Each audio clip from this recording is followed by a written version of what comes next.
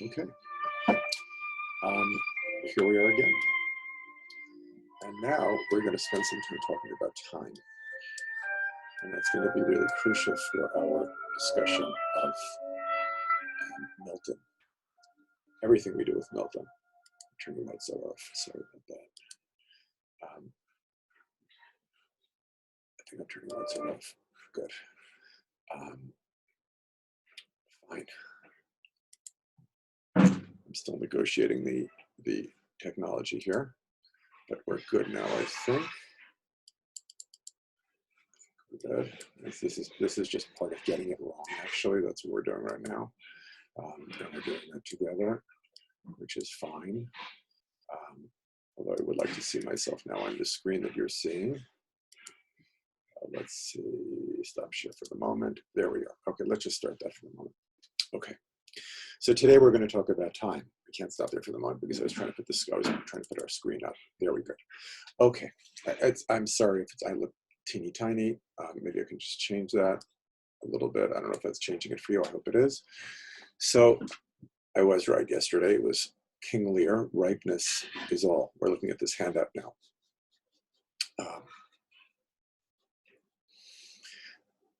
And that idea of ripeness, or of time coming to fruition, goes really back to antiquity.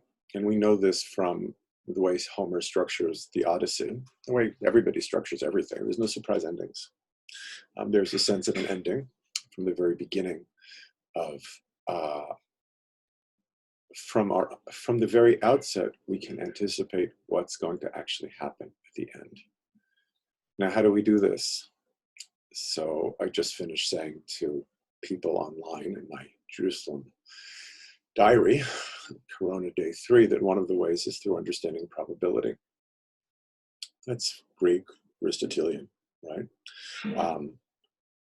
The other is that God tells you that you have a sense of an ending because you know what the narrative is from the beginning. And I'm oversimplifying by saying God tells you.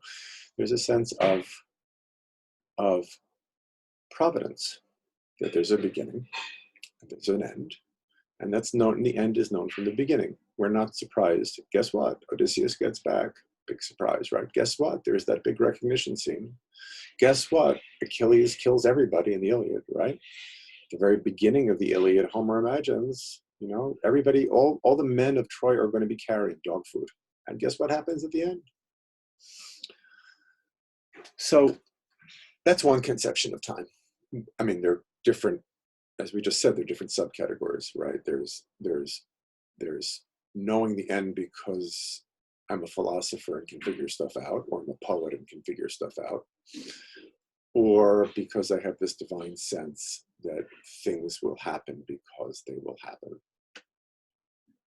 Right? In the poem yesterday, all this shall be, or something like that, this imperative sense that time will be time. And I have my place in time, but time is structured. It has a beginning and an ending. Here's from Augustine. I always show this to my undergraduates, and it demonstrates it very, very, very, very clearly. Who can deny things? Who can deny that things to come are not yet? Yet already there is in mind an expectation of things to come. The two notions of time are implicit right there, right? That one is time is an arrow. This happens, this happens, this happens, this happens. I can't anticipate what's going to happen in the future because I don't know. It hasn't happened yet. The other is yet already there is an expectation of things to come. And that is this idea is present in Jewish thought. But in the Christian tradition, Augustine, and in any tradition, I think, Augustine is the first to articulate this in this way. Augustine is the first to articulate just an enormous amount, like he is the most modern person, in the sense that we can trace back so many. When I say modern, I'm just thinking about his conception of the self. He's really the first person who engages in memoir writing, autobiography. And here he's articulating his very, very radical, very whatever, we'll come up with the adjective in a minute. His ideas about time. Here's a little bit longer. People who speak in this way have not learned to understand you, wisdom of God, light of our minds. I don't know what way they're thinking.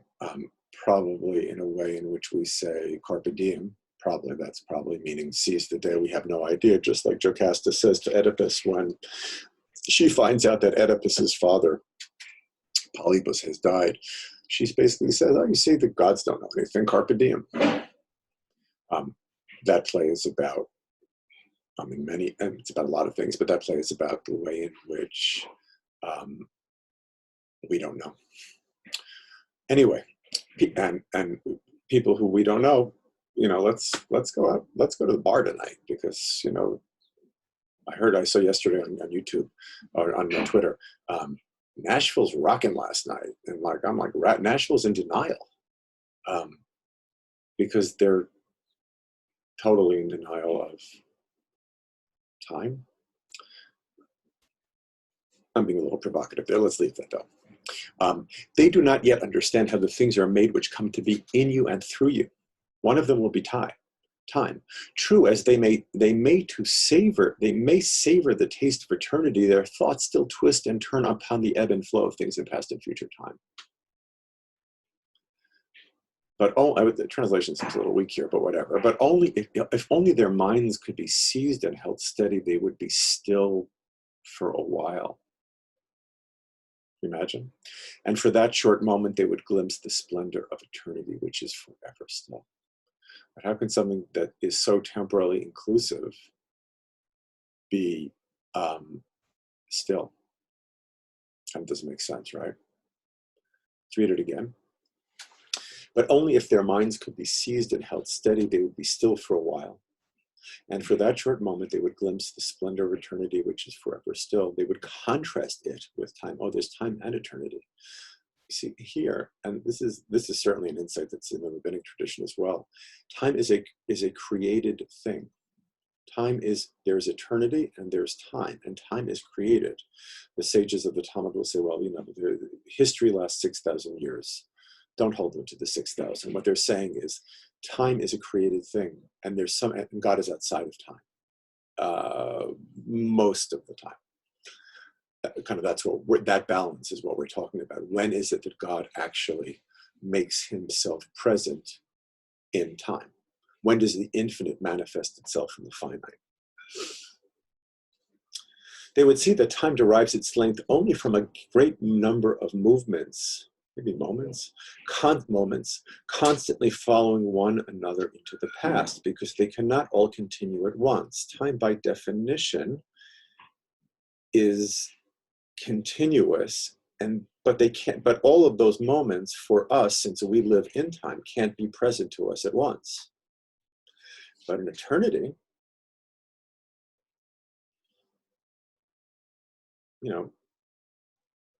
tell me what you think about time and eternity, and I'll tell you what you believe about everything. And you see from Augustine, understandings of time is almost maybe one of the most central things, I'm avoiding hyperbole, one of the most central things in our self-understandings. Are we Jocasta or the chorus in Oedipus Rex? Not that the chorus knows a lot, but they're just terrified of everything. Do we believe in a conception of time in which God is never present, not present? Let's continue with Augustine. But in eternity, nothing moves into past. All is present. Remember Milton and the On Time? All is.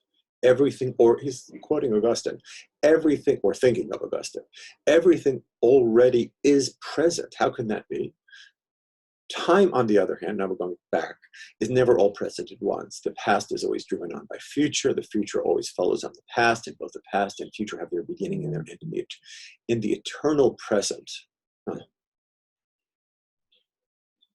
One more time, that surprised me. The past is always driven by the future. The future always follows on the heels of the past, and both the past and future have their beginning and their end in the eternal present.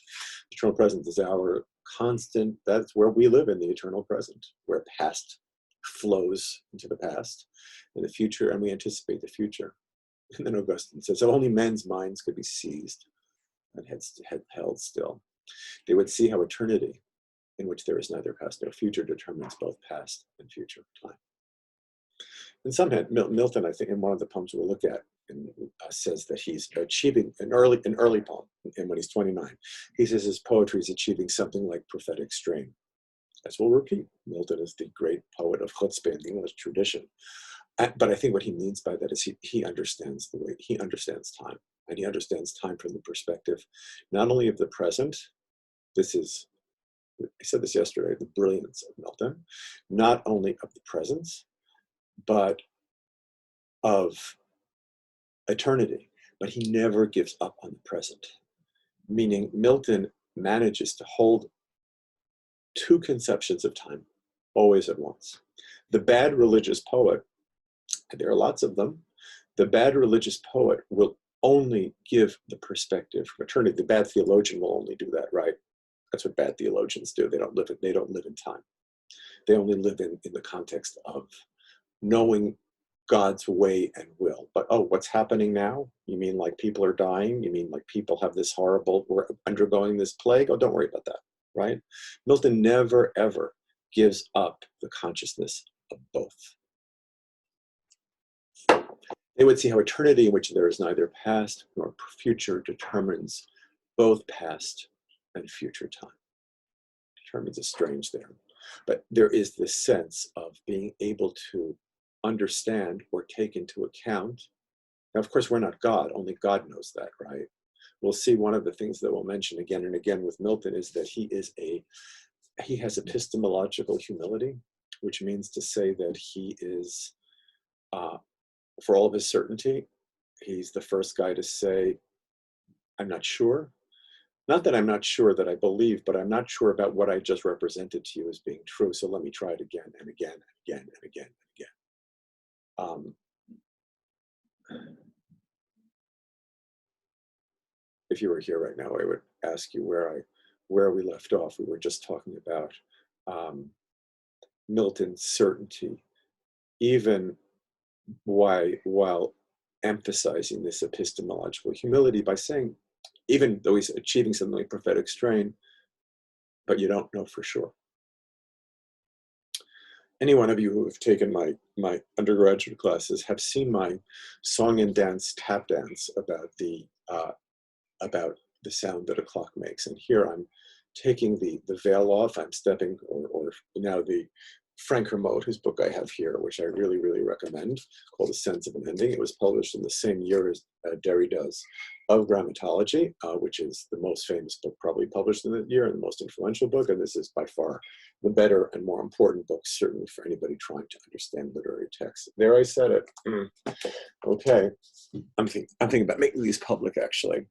So Kermode, you've heard my song and dance about the sound that a clock makes, and we go through tick, tick, tick, tick, tick. We go through, we don't know what clocks don't make sounds anymore. Ho, ho, ho. I go for those laughs, believe me.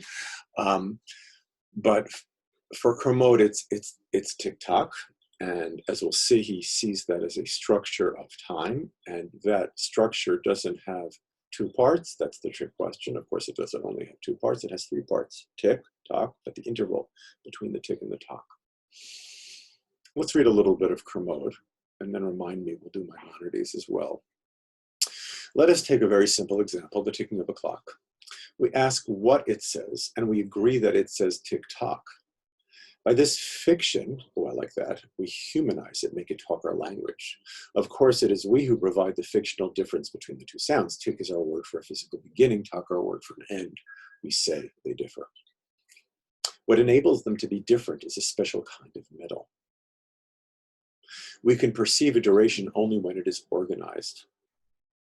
That's why the best poetry is poetry which has this conception of time in mind. That's why, to a certain, I can't read certain 20th century poetry. I just can't do it because 17th century poetry is so much better, because it deals with complexity. It deals with time, for example, in ways that 20th century poets can't even begin to think about it because they're too skeptical.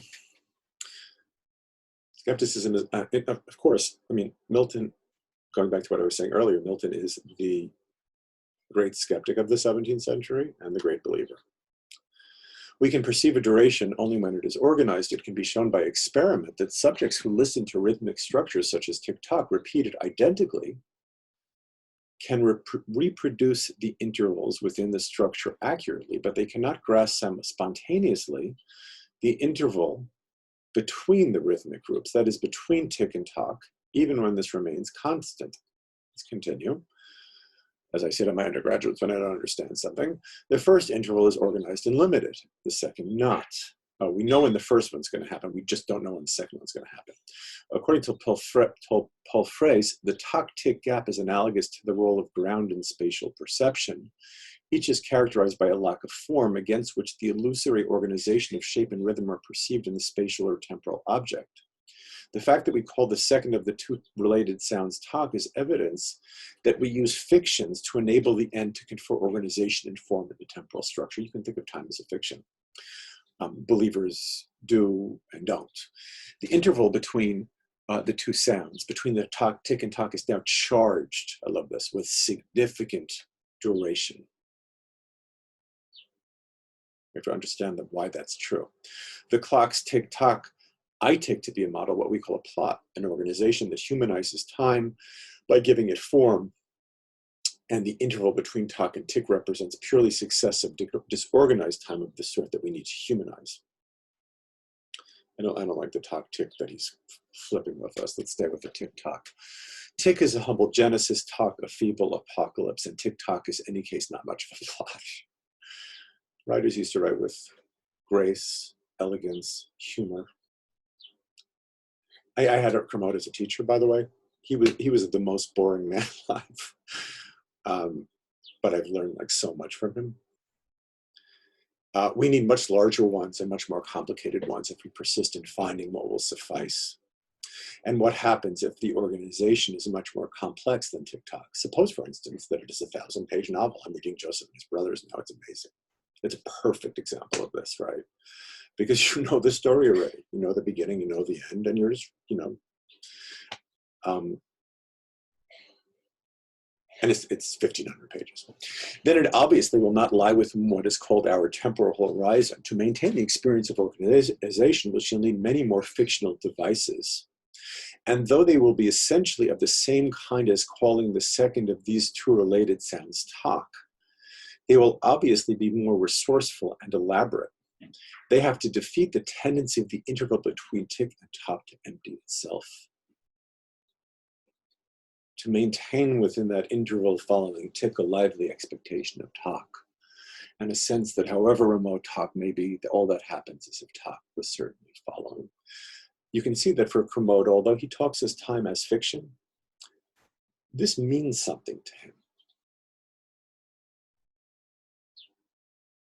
Is it secular theology? I don't know what to call it, but he's basically arguing that literature and how we experience it matters. A sense that however remote tock may be, all that happens is if tock were certainly following. And here's the Rambam, here's Maimonides. I hope I get this right. Ani mamin be'emuna shlema be'biat HaMashiach va'af al pi shehitmamea im kol zeh ani mechakeko kol yom. Wow, I did that. I believe in perfect faith in the coming of the Messiah, and even though he tarries, which is still a good translation, meaning he's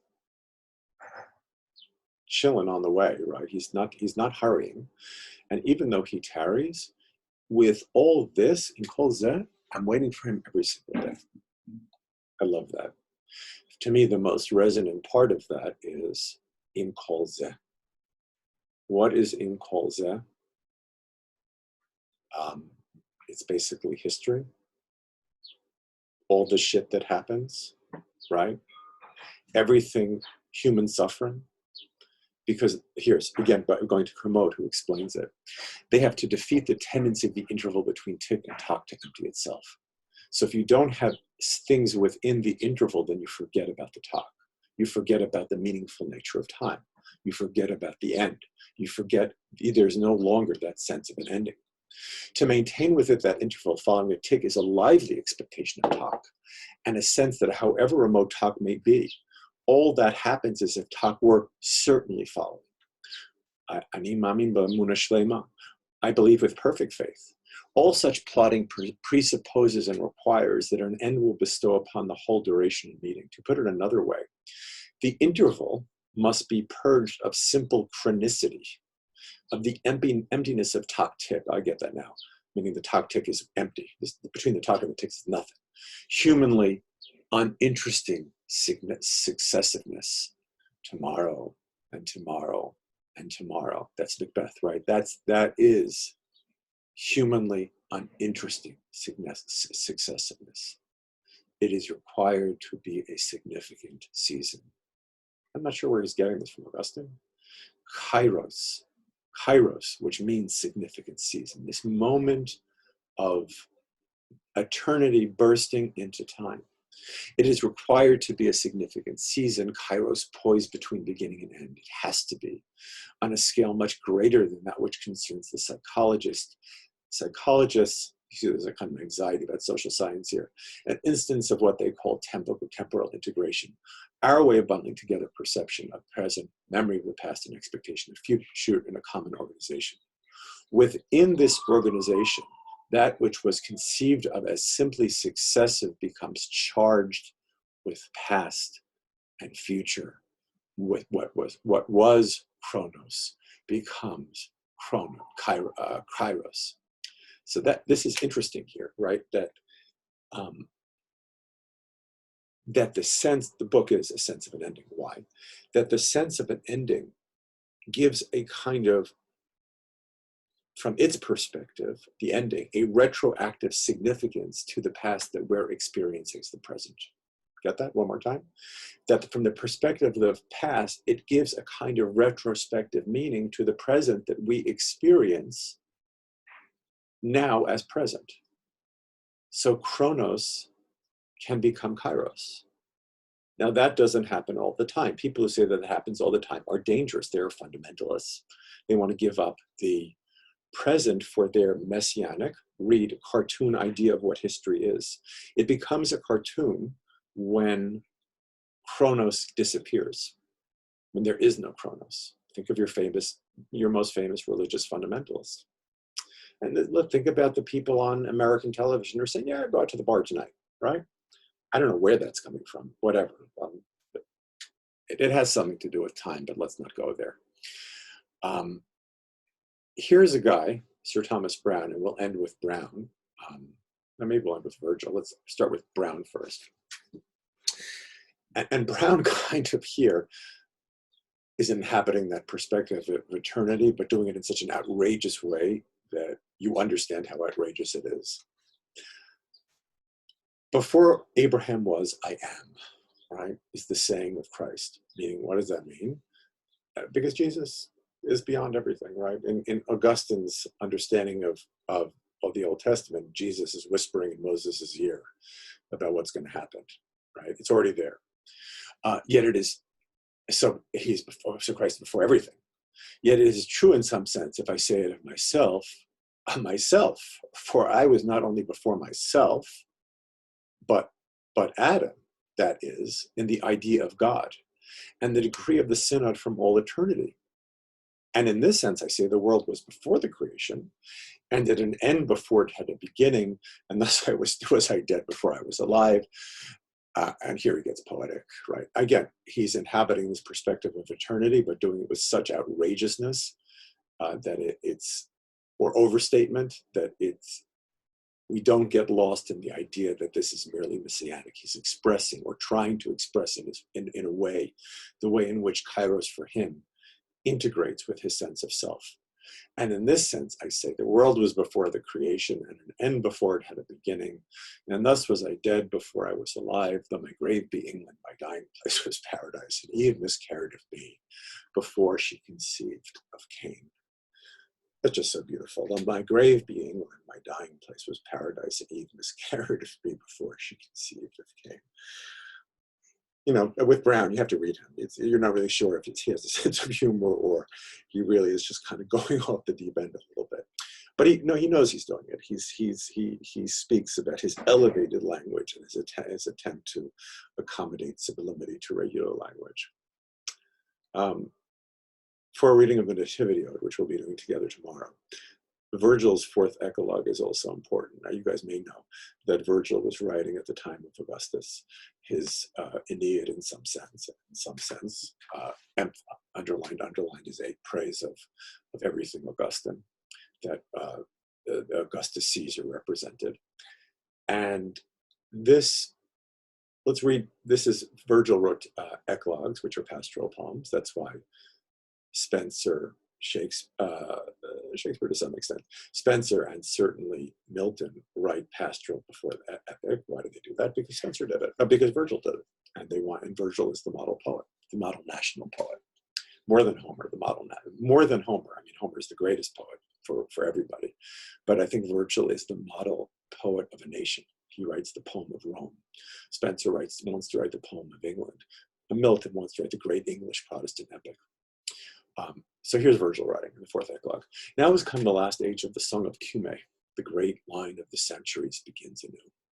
Now the Virgin returns. Actually, what Virgil is doing here is praising this Pax Romana, the Roman peace that Augustus brought into the world, that everything now has changed. Politically, what changed was Rome took over the world. They said, be part of us or else. And Virgil is singing, is giving praise to this Augustan notion of time. The character in one of the shepherds. Now, which is weird, right? That the shepherd is talking in such profoundly deep matters, which is not what pastoral usually does. Now has come the last age of the song of Cumae, the great line of the centuries begins anew. Now the Virgin returns, the reign of Saturn returns.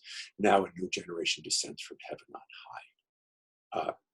Would you be surprised if Christians looked back to Virgil and read him as a kind of prophet? They did. And I mean, because that's part of what happens in the 17th century in general, because there's a strong desire to try to accommodate as much as possible the genius of the classics into the Christian vision. So it's not surprising that this gets appropriated. I mean, did Virgil know this? No, he was a pagan. But you can see in his words things that of which he was not aware. I think that's the general. I'm not 100% sure that people would say that Virgil didn't know, but I think that's the case. We know that when in Dante's Inferno, in this great poetic appropriation, Virgil leads him through the Inferno, but when Dante himself leaves the Inferno to Purgatorio, and then up to Paradise, he says, bye, Virgil, you can't come any higher. So he likely doesn't know it. Now the Virgin returns, the reign of Saturn returns. Now a generation descends from heaven on high. Only do thou pure Lucina. You can actually see that I'm trying to outshot my house, which I understand when we have class also, that might be a variable for you. A smile on the birth of a child, under whom the iron brood shall first cease, and a golden race spring up throughout the world. Thine own Apollo now is king, Augustus or Christ. And in thy consulship, Pollio, yea, in thine, I guess he's writing to a council, shall this glorious age begin, and the mighty months commence their march under thy sway. Any lingering traces of our guilt shall become void, and release the earth from its continual dread. Right? Messianic age. He shall have the gift of divine life, shall see heroes mingled with gods, and sway a world to peace. Nice way of praising the leader, right?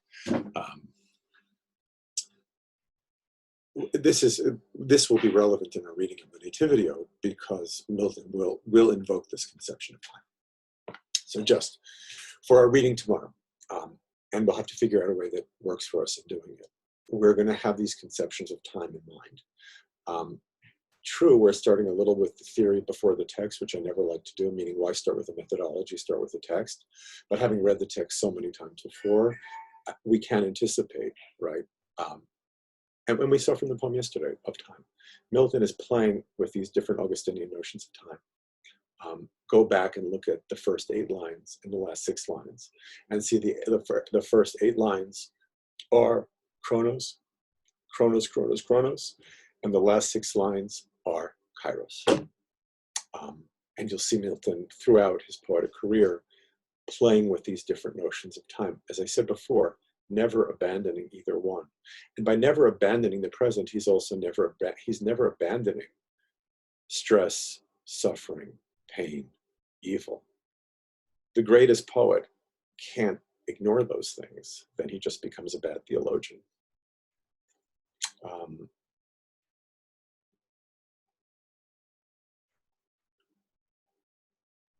yeah, so one of the things maybe to think about when you read the Nativity Ode, when for Milton does, in that poem, does Kairos, when is Chronos suffused by Kairos? When temporally does that happen?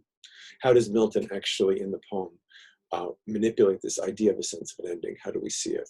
When do we see it? And also think about, and this is relevant to the end of the poem, what is Milton, and maybe what we just read from Virgil, what is Milton's relationship to the pagan world here? How does he represent the pagan world? Again, as we said yesterday, um, think of this as a story that Milton is using for his own means. It is the story, the primary story. It has centrality for him in a theological way. As I said yesterday, the Madonna and Child might have been significant for those Italian painters, but they're all doing different stuff with it. So we want to be attentive to the way in which Milton is representing the story. And when we do attend to the way Milton represents the story, then we can actually not only see it as something normative that, oh, we have to be a Protestant Christian, but we can see what's cooking behind the representation. And that's what we can relate to. See you tomorrow.